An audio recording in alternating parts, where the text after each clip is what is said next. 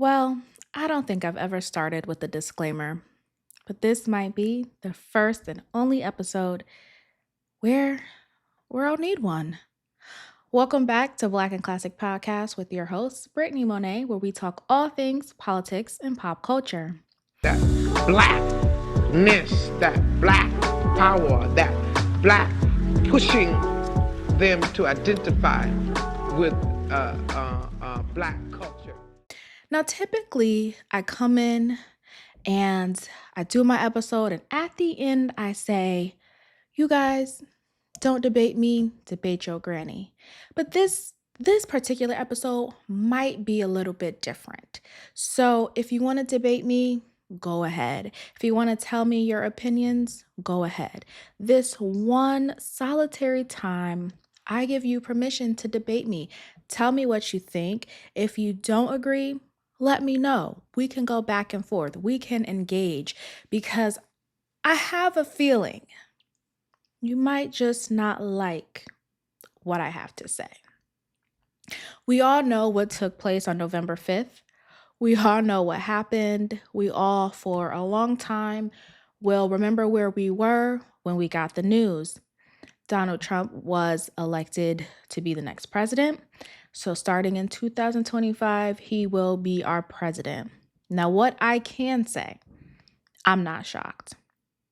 I'm not shocked because, unlike the Democrats, I took time to look out at the landscape, look out at the people, and decide, what do the people want? What are they asking for? What do they need in this moment right now? And if you let the Democrats tell it, well, they'll tell you that we have to focus on these social issues. We have to focus on abortion. We have to focus on trans rights. We have to focus on women rights. That's what their push was. Now, if I'm mistaken, please let me know, but that's a lot of what I heard. We need freedom, women's rights, freedom, reproductive freedom.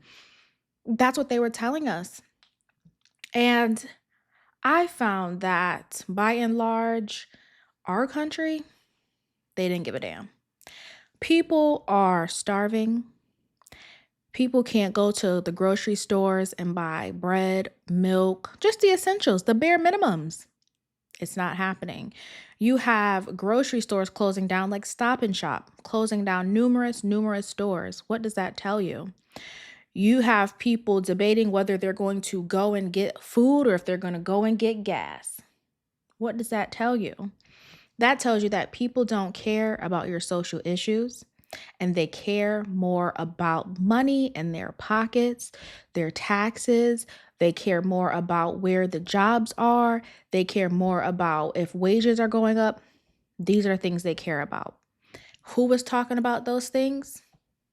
You got it, Donald Trump. However, what the Democrats did was they said, well, you know he's inherently racist. You know he hates you. You know he doesn't care about you. So, of course, you're not going to vote for him. You're not even going to listen to what he's saying. We're going to tell you what he's saying. May not all be true, but we'll tell you what he's saying. And then hopefully you'll vote for us. Now, when I look at the map of whether people voted red or people voted blue, states that traditionally leaned blue went red. And it's again not shocking to me because you aren't focusing on what Americans actually need. You're focusing on just trying to get our vote, which I found to be, if I'm going to be quite honest, although Kamala's campaign was very short-lived, so I do understand that. I do take that into account. It was very short-lived, but I don't think they had to give her a new message. I think they took whatever Joe's message was and tried to tailor it a little bit to how she could say it and how she could present it, but I think it was still the same agenda. I don't think the agenda changed just because the person in the seat was going to change. I think it stayed the same. So with that being said, I do believe that we have someone who genuinely didn't really think about what we want, and they just thought, well, hey, like I said in the past, we're going to give them music, we're going to give them their culture, we're going to give them movie stars, and hopefully they rock with us and they go out and vote. Come to find out, we didn't rock with it and we did not go out and vote for that agenda. I'm not shocked. A lot of people were shocked. A lot of people were upset. They were crying. I believe, if I'm not mistaken, it was Harvard that canceled classes because people were upset and all of these things. I don't understand where we are upset about. I don't get it. I honestly don't get it. I saw a TikToker say, "Do you guys actually plan to get that many abortions?" And I thought that was so funny because it's like, yeah, like you brought out Beyonce to talk about women's rights and have reproductive freedom and have the freedom song playing. And it's like, but do you actually believe that people are going to by in like in a large scale need to have this many abortions where it's like it's a freedom being taken away? I don't think what people are missing is that it's not saying you can't do it. It's just saying we're not going to wait for it to be so long, right? Like we're not going to make it to where it's 6 months and then you can have an abortion. We're going to reel that back and you've got to do it a little bit sooner. You know what I mean? And I just don't think I think people think that when you hear about it, it's like they're more anti-abortion than they are pro-life. It's more like, hey, let's just not go crazy with it. But again, the rhetoric is no, no, no, no, no. The Republicans don't want that. They want to take away all your freedoms. You're not going to have any freedoms. You're not going to be able to be a woman and all of these things. And to me, it's just crazy. But I do think that the country as a whole, they're waking up. They're not asleep at the wheel. I do think there's a lot of us now. I do think there's a lot of us that are asleep behind the wheel and they're sheep and they're just following along. But I don't think by and large it's everyone, right? Because people are starting to wake up and say, hey, wait a minute, pump the brakes. The things that I need, they're not happening. So I might need to just switch teams for a second just to see if what this person is talking about will fulfill my needs in this moment. Because whatever you got going on as far as the Democratic Party, you're not fulfilling my needs. You know what I mean? I believe that because she came in so late, people didn't get a chance to warm up to her. And I think it also was a mishap because she was saying she's going to do all of these things when she's president. And then people challenge that and say, well, girl, you're already VP. So, huh? You know what I mean? I think there was a lot of missteps. It sucks for the Democratic Party. But again, I don't think they anticipated Americans paying attention to just how far gone Joe Biden was. I think they thought if they just kept him propped up, we would kind of forget about it, say, hey, we don't want the racist orange man. We're just going to continue to go with Joe. But when he couldn't even have press conferences and he's forgetting what he's talking about, he's stumbling over his words, he's falling off of bikes, he's tripping downstairs, it's like, whoa, this man actually isn't all the way there, and we should definitely not be voting him back in again. So I believe that, because people are so upset, I think it's time to stop looking at who's in the chair and look at what the policies are. I've said this again, I've preached it so many times, but don't focus on who it is, focus on the policies, because at the end of the day, those are things that matter, as well as on a federal stage. You also have your state and local stages. So you also need to pay attention to that as well. You need to pay attention to who's on these boards. You need to pay attention to who's your state representative, who's your mayor, who's your governor. Those are things that are also very, very important. I think, we've come to a place where now especially us millennials, as we get into our 30s and we get into our 40s, we can fairly say, hey, listen, for a long time, we didn't care. We just showed up and we voted because you told us to go vote. Vote or die, right? We had to get out there. We had to do what we had to do, and we did it. But now I can't afford to buy a home. I got to live with my parents, or if I do live on my own, baby, it's a struggle. I can't afford to go to the grocery store because if I do go to the grocery store, I'm spending $250 at the minimum just to get some groceries to last me for 2 weeks. If I want to go and get gas is higher than a bitch. So now I'm only putting half a tank, maybe even less than that, okay, just to get to and fro from work, right? Now I'm going to a job. This job don't pay me enough, and it can't pay me enough because if you have minimum wage here and you have me here, you can't go too much higher. Then we got to talk about inflation. Inflation is crazy. Like, it's so many things that we are dealing with and that we are trying to combat, that we don't have time to focus on your social issues. Not at this time, right? Right now is not a good time. Right now is not going to work for us, okay? We need real policy. And as much as people hate to say it, the other side is talking policy. That's what I hear. I hear policy. I don't hear confusion. I don't hear, what I did not like. I will say this. What I did not like a lot about Kamala's interviews is that whenever she was asked the question, she would always go into, well, I'm not going to do what Trump did. Well, Trump did this. Well, Trump said that. You ask her a direct question about a policy, and she goes right to, well, Trump said. Well, Trump did. Well, we know under Trump. Like, girl, no, no, no, no, no, no, no. What do you plan to do? That was, to me, a big misstep, right? If we're looking at how did she lose, she made a lot of missteps. Girl, we don't care. We already had Trump in the White House. We already know what he do. We already know what he talk about. What are you talking about right now? What are you talking about? How can you convince me to go out and cast my vote for you? How are you going to do that? Trying to throw the orange man under the bus isn't working. It's not working. You guys did it in 2020. Cool. It worked. You got Joe Biden in the house. We did it, Joe. I got it. Fast forward 4 years, you can't come with that same rhetoric. We need something new. We need something new. We need something that's going to speak to our current issues. Not these issues that are just trivial and don't mean too much or nothing. I need the issues to be addressed by you, by my politician, by who I'm going to have as president-elect. To me, she wasn't willing to do that. So no, I wasn't shocked. I was not shocked at all. And I would say during the middle of Biden's presidency, I switched my party.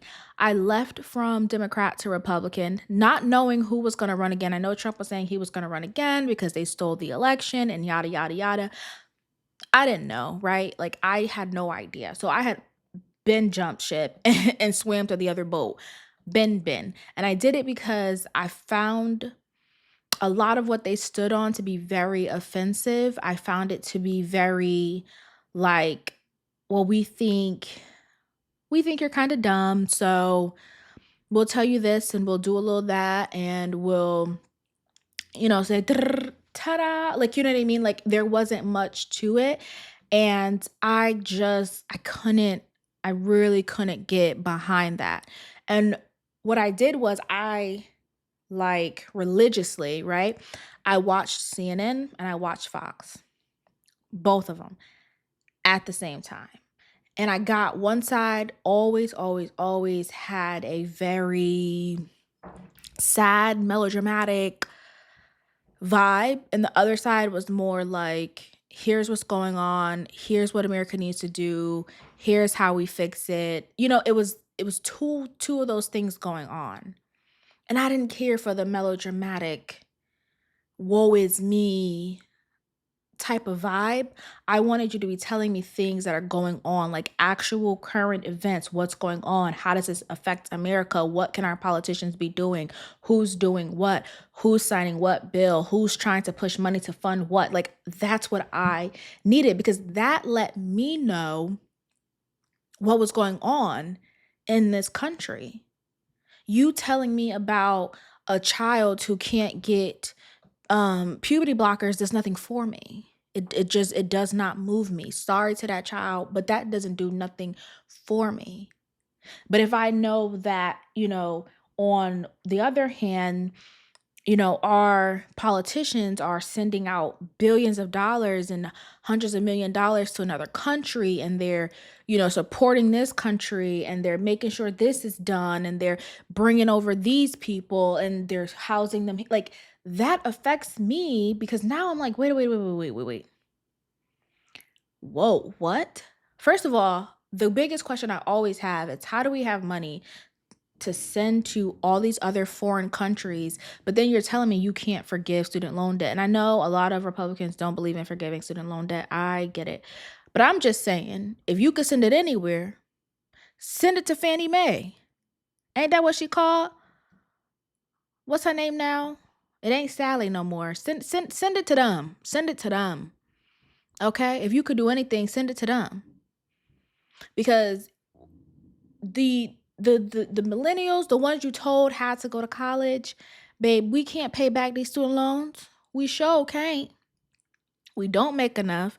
It's already hiring a bitch out here for every other thing. So, you know, and like your debt to income ratio has to be balanced, right? So your income has to be higher than your debt.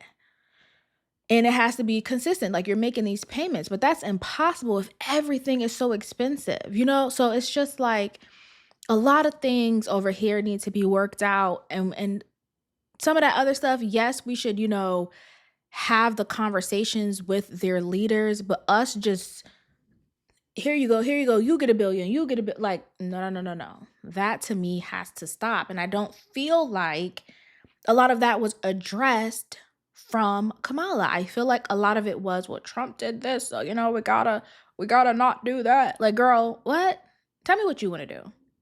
That's why you lost, because you couldn't articulate what you want to do, what the American people need to come out and vote for you for. I did not see it. Maybe I didn't pay enough attention, and that's why I say you guys can debate me. Let me know. Maybe I just didn't pay too much attention, but I never felt like I was getting a woman who was going to come in and take office and do what needed to be done. I felt like we had a woman who was going to just sit there and kind of come out and do talks and make it sound good. But at the end of the day, we weren't getting nothing. We were going to be in the same place that we were. The economy was going to be in the same place that it was. And then we were going to be like, oh, Kamala got us to legalize recreational marijuana. A lot of states are already doing that. A lot of states are already doing that, girl. Come on. Like, what else? You know, like, we need something else. That $6,000 tax credit for the first year you have a child. People don't even want to have them kids. People don't want to have them kids. What is that going to do, girl? Okay, the first year, cool. $6,000 tax credit the first year. Then what? If the economy don't change, then what? I'm supposed to let that $6,000 stretch for 18 years? That $6,000 going to send them to college so they could then be in debt? Girl, you see what I'm saying? Like, stop.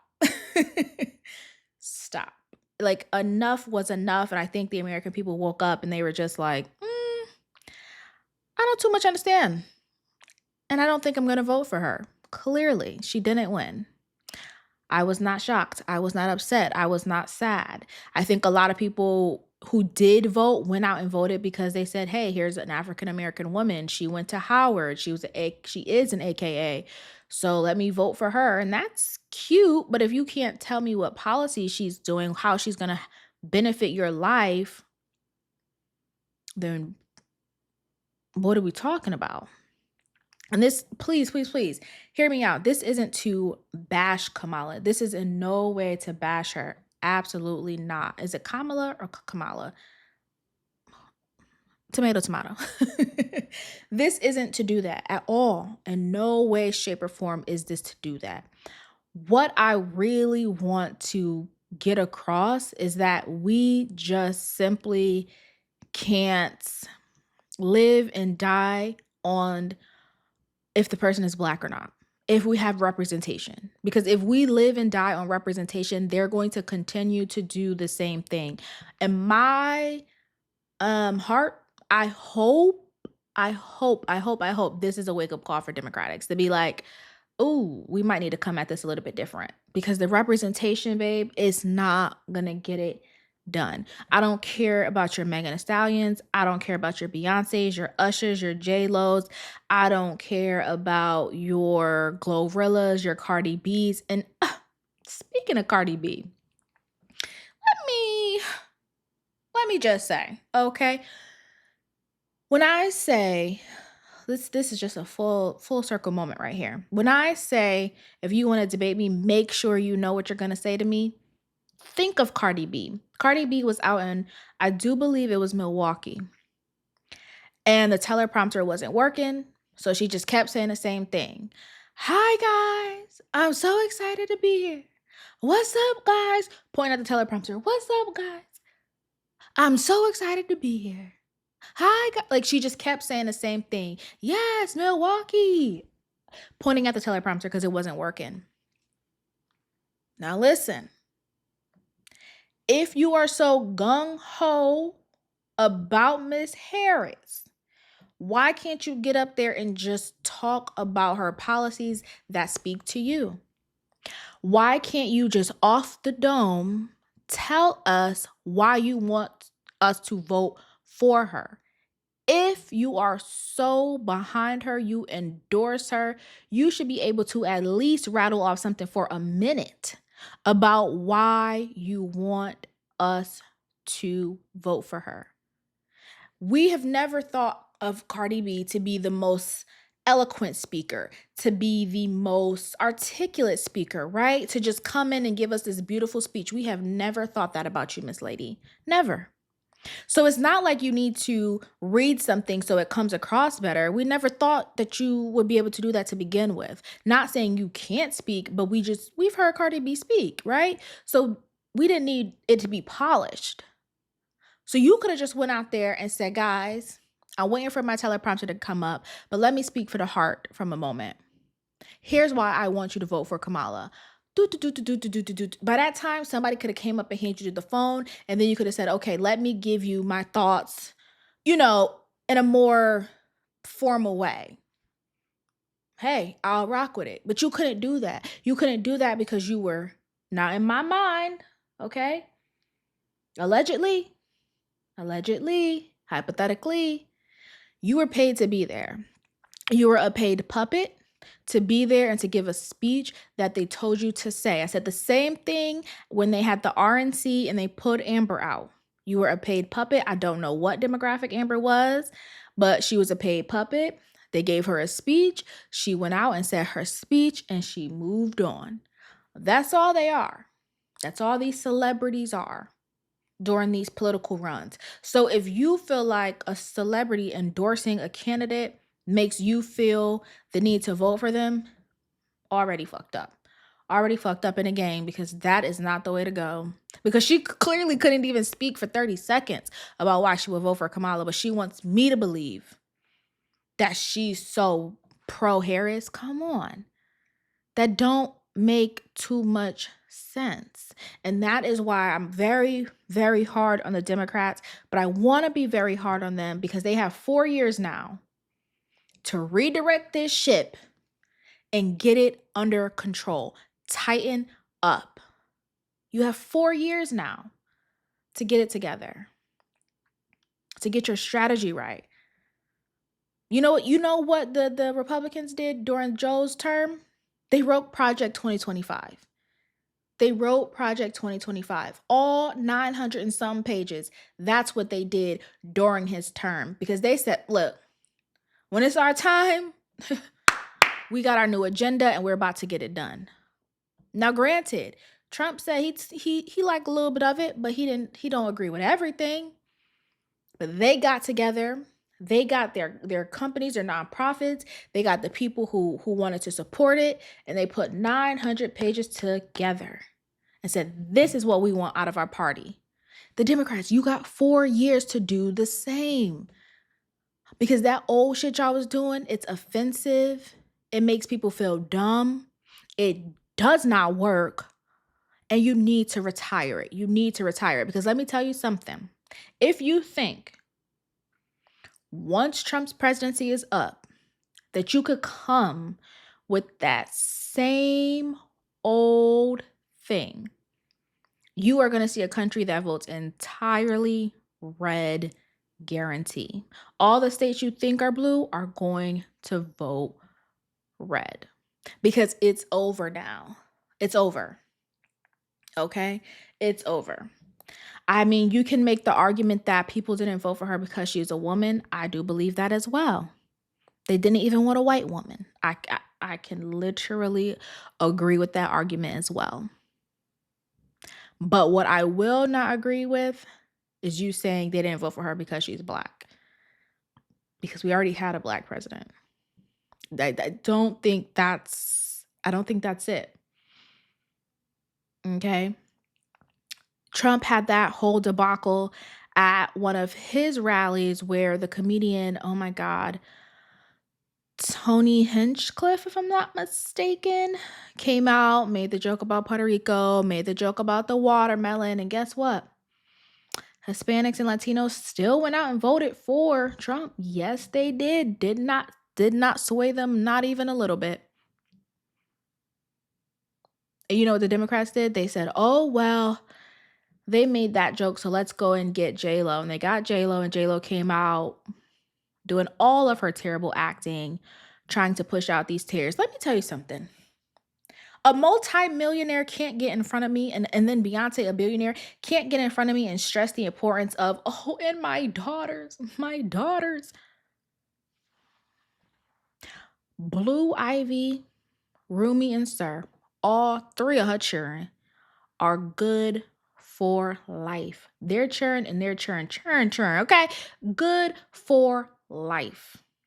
So there's absolutely no reason why you need to get up there and try to act like you are fighting for their reproductive rights. Stop.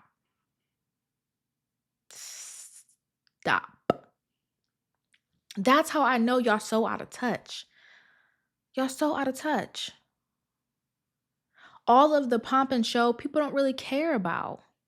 Was it a bad joke? Yes. Was it in poor taste? Yes. Was it a little fucked up? Yes. But all that, we not worried about. We got bigger issues to talk about. Bigger ones. And that left agenda that people talk about is a real thing, and people are tired of it. They're over it. They're exhausted. Puts them to sleep. Done. Wrap it up. Put a bow on it. Let it go. Like I said, y'all got 4 years. Get y'all project something going. You know what I'm saying? Whatever you want to call it, get it going. Go out. Canvas these cities. Canvas these towns. Find you your next president. Put them in our face. Make us love them. Okay? Get them on CNN. Get them on Fox. Get them on Rogan.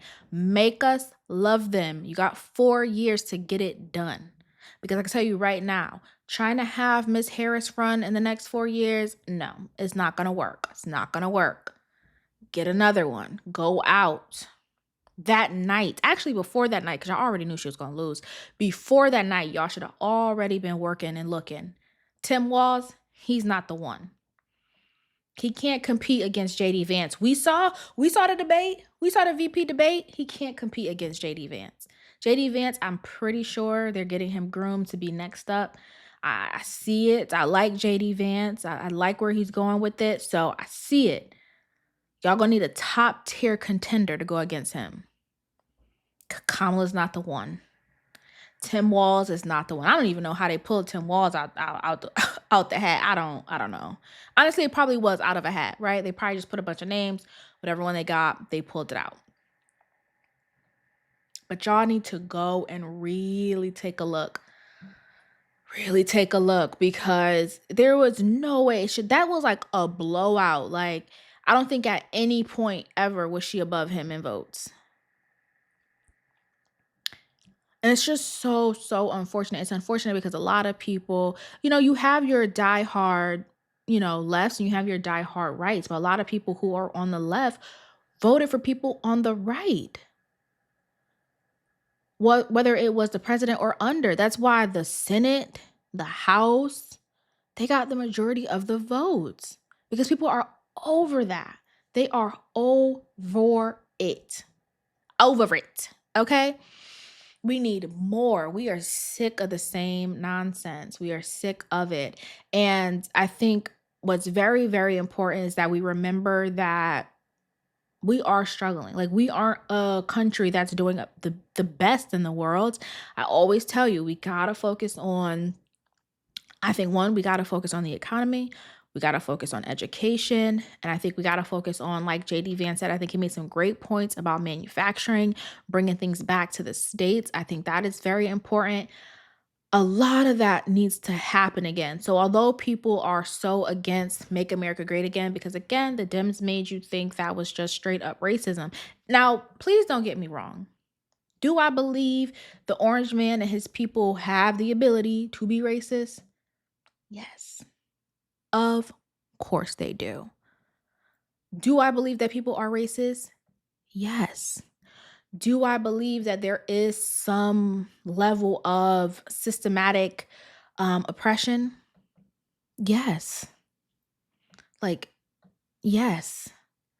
Look at the prison system, look at the judicial system. Yeah, it's a thing. Okay? It is a thing. But I think there are certain environments that we as a whole thrive better under. And I don't think as a whole we thrive better under super social issues as our large agenda for the country. I don't believe that. I don't believe that. And as tough as it is, as much as, I know that Trump is going to get in office and he's definitely going to do some things that's going to have people like, what the what? You know what I mean? Like, that's going to happen without a doubt. That is going to happen. But I think it might be an easier ride with him than it would be with Kamala. I don't know. I'm nobody's oh my god, psychic. I can't see into the future. That's just what my gut tells me, right? That's all I got is my gut, and I think my gut is telling me it might be a smoother ride with him. But again, I don't know. I really don't know. All I know is that in the next 4 years, I hope the Democrats change up their whatever they got going on and they get back to what is important to the American people. And it's not the shit they on right now. It's definitely not. That is why they lost, and that is why it was a landslide. She couldn't even catch up if she tried. You know what I'm saying? Like, they couldn't even fake that she was going to win. It just it wasn't going to happen. I knew that he was going to win when, oh my god, where was he? And he did the, what was it, like the town hall or whatever, and he spent 30 something minutes just dancing and playing music. I knew then he knew he had it in the bag. He knew he had it in the bag because he was just so carefree. I knew he knew. He there's no way he didn't know. To get up there and just dance when people want to ask you questions. And he told one lady like, "Nah, I don't really feel like answering that. Let's dance." I was like, "Oh, no, no, no. He know he good. He know he good." Like, you know what I mean? I think the writings were on the wall. That's why I said I wasn't shocked at all. The writings were there. I think most people saw them, but that's when I knew. I was like, oh yeah. Then I really knew when he did Joe Rogan and he got both of them, the interview in and of itself. I think it probably got like 24 million views in 24 hours. That means he got a million views an hour. I said, oh, it's over. It's over. She went and did Club Shay Shay, and I mean, it took forever for them to get to a million views. And I'm just like, if that don't tell you nothing.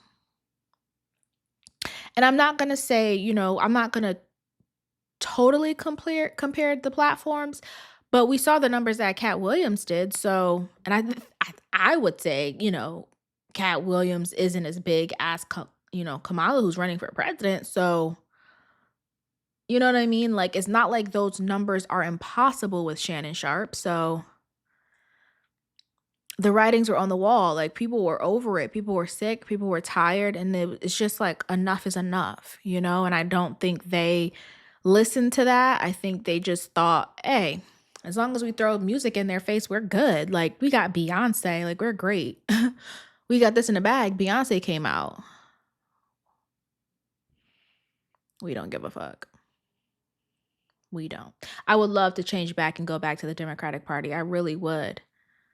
But I just think a lot has to change. So much has to change. And if you disagree with that, then disagree with it. But I mean, what did they do? I don't know. All I'm saying is, if you disagree, disagree. That's fine by me, but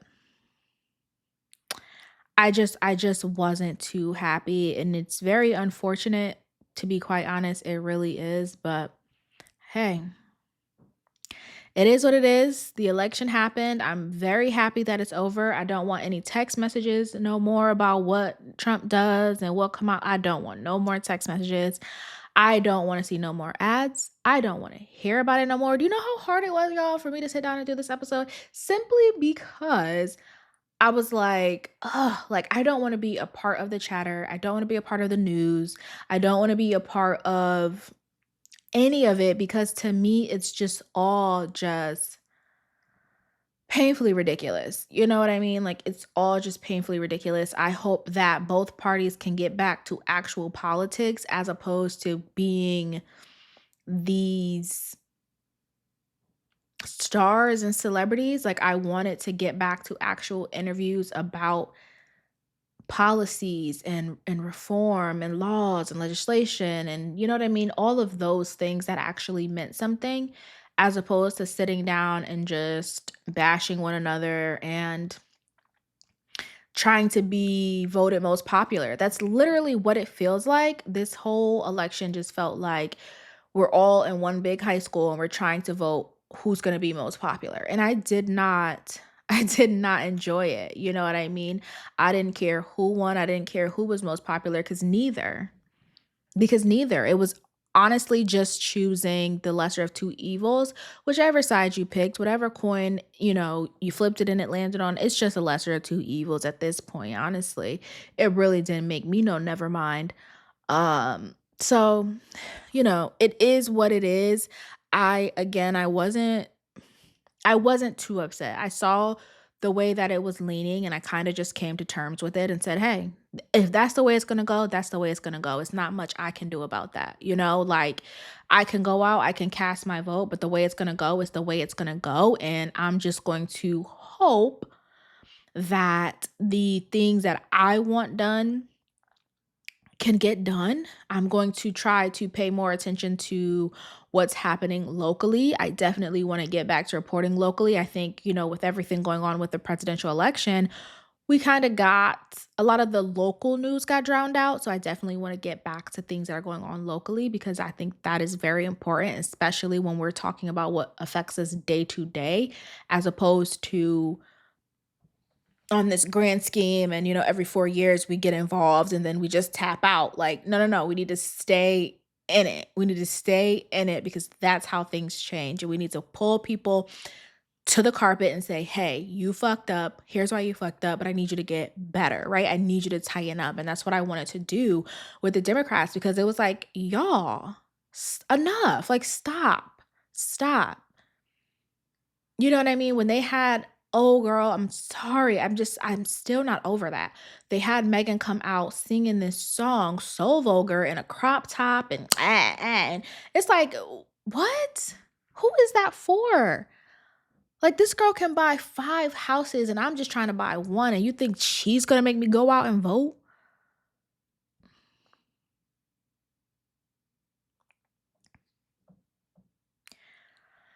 Enough is enough. Enough is enough.